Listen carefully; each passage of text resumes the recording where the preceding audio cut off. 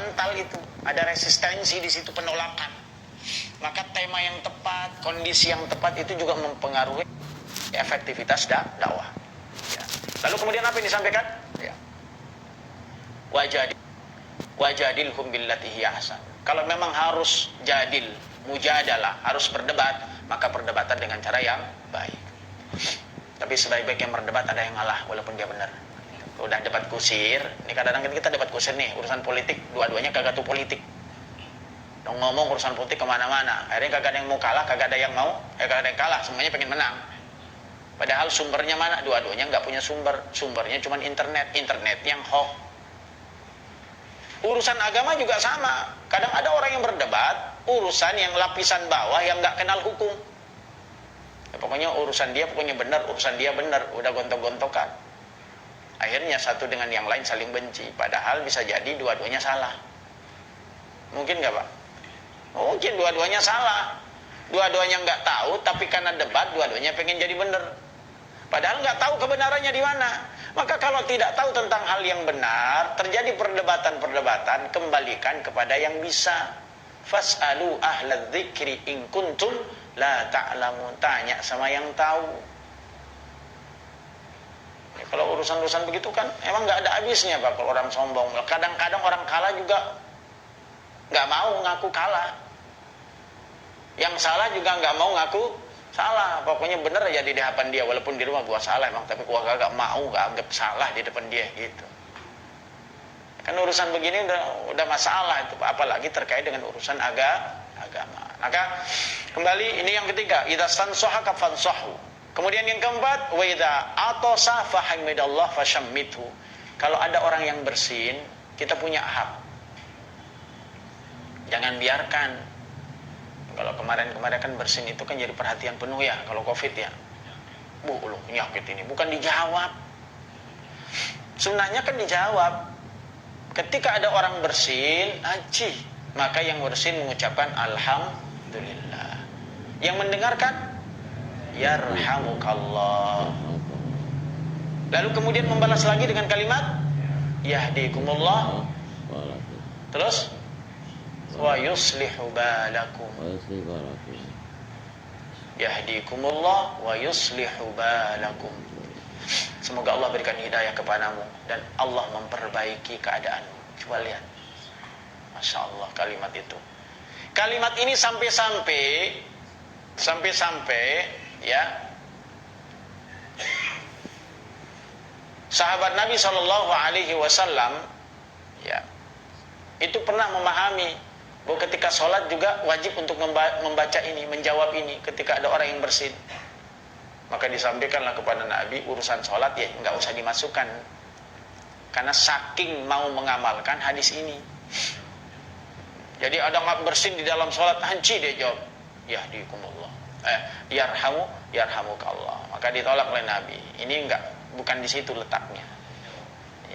Ya kita saling jawab, gak baca ayat, saling jawab yahdikumullah wa yuslihu. Ya mungkin tidak ada satu kesalahan fatal, karena mereka menganggap sebelum diberikan penjelasan oleh Nabi, mereka menganggap bahwa betapa hak seorang muslim itu harus ditunaikan.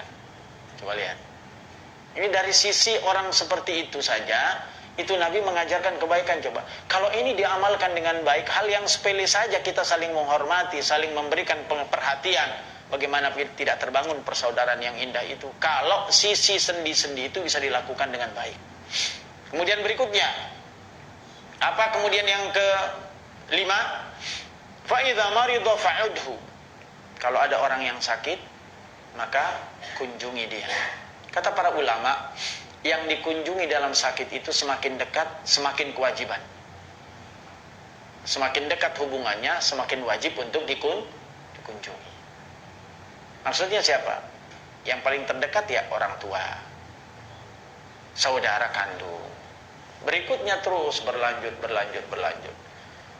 Ini kadang-kadang kalau urusan teman itu kita lebih toleran dibandingkan keluarga sendiri. Ini fatal nih. Masa kita rela sih orang ngasih zakat sama orang tua kita, padahal kita sanggup untuk memberikan sedekah kepadanya, memberikan nafkah kepadanya. Ini ada kasusnya nih. Jadi orang lain yang ngasih zakat kepada ibunya dia, sedangkan dia punya kekayaan tapi tidak pernah menjenguk, apalagi memberikan sesuatu, padahal itu kewajiban nafkah bagi anaknya.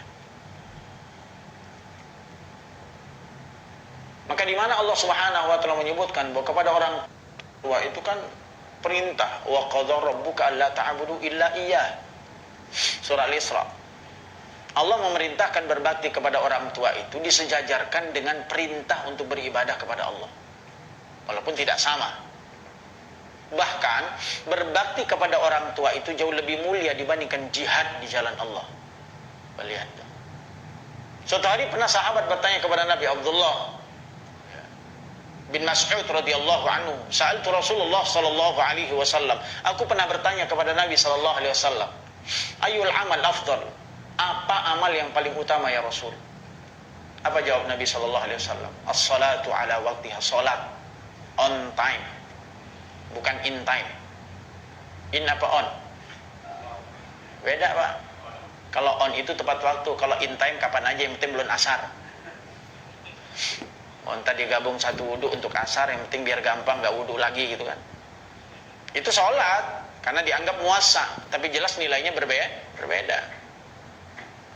Lalu kemudian berikutnya, summa ayyun qal, lalu apa lagi ya Rasulullah? Birrul walidain. Lihat posisinya. Summa ayyun ya Rasulullah, lalu apa lagi ya Rasulullah? Al jihadu fi sabilillah. Dalam sebuah riwayat ada orang yang berangkat kepada Nabi untuk berbaiat. Lalu dia mengatakan, aku akan berbaiat kepadamu ya Rasulullah sallallahu alaihi wasallam, tapi aku meninggalkan orang tuaku dalam keadaan menangis. Apa jawab Nabi? Pulanglah dan jadikan dia tersenyum seperti engkau menjadikan dia menangis. Urusan baiat urusan besar. Urusan hijrah itu urusan besar.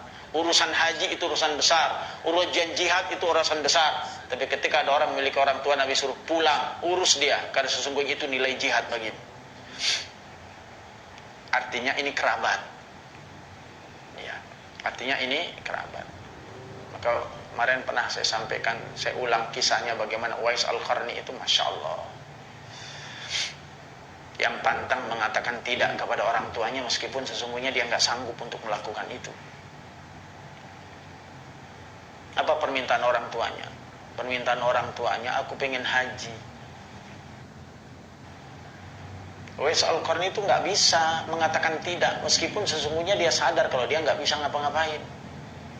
Akhirnya apa yang dilakukan? Domba dia gendong, turun naik gunung, turun naik gunung, sehingga dia sudah sanggup rasanya. Orang mungkin mengatakan dia stres, tapi biarin aja orang bilang stres, kita yang tahu tujuan kita kok. Jangan terbawa arus orang, kalau kita punya orientasi. Yang tahu kebutuhan itu kan kita, yang tahu tujuan kita ya kita. Orang mungkin menganggap tidak layak, nggak baik dan lain sebagainya, selama sebelum tabayun ya sudah jalanin aja. Ini prinsip Pak, prinsip. Jadi dia tetap aja jalaninnya karena dia punya orientasi. Apa tujuannya? Saya pengen menggendong ibu saya untuk haji karena saya nggak punya uang. Lihat tuh. Akhirnya setelah dia sanggup, merasa kuat badannya, fisiknya, mulai dia gendong ibunya dari Yaman ke Mekah. Wah, biasa Pak.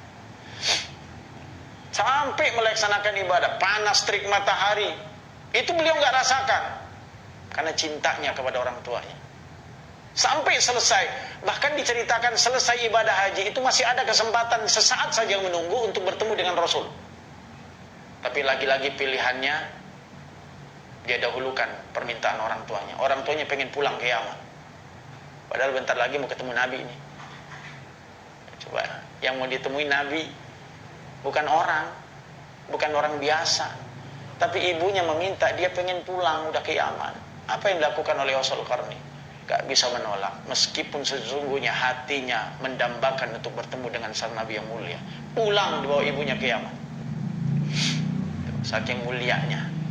Sampai seperti itu saja dikatakan, dijawab ketika dia bertanya, cukupkah aku berbakti kepada orang tuaku? Apa yang dijawabnya? Hela nafasnya satu pun belum tergantikan dengan apa yang kau lakukan itu. Ibu sekalian, bapak-bapak sekalian, rahmatullah Allah subhanahu wa ta'ala, maka apa yang disampaikan ini adalah berbuat baik kepada siapapun. Maka idza maridha fa'udhu, kalau dia sakit maka kunjungi siapa saja. Insya Allah pahalanya luar biasa. Dan satu yang harus kita pahami, Pak, umumnya kita akan mendatangi orang sakit, kita yang doain orang sakit ya. Padahal sesungguhnya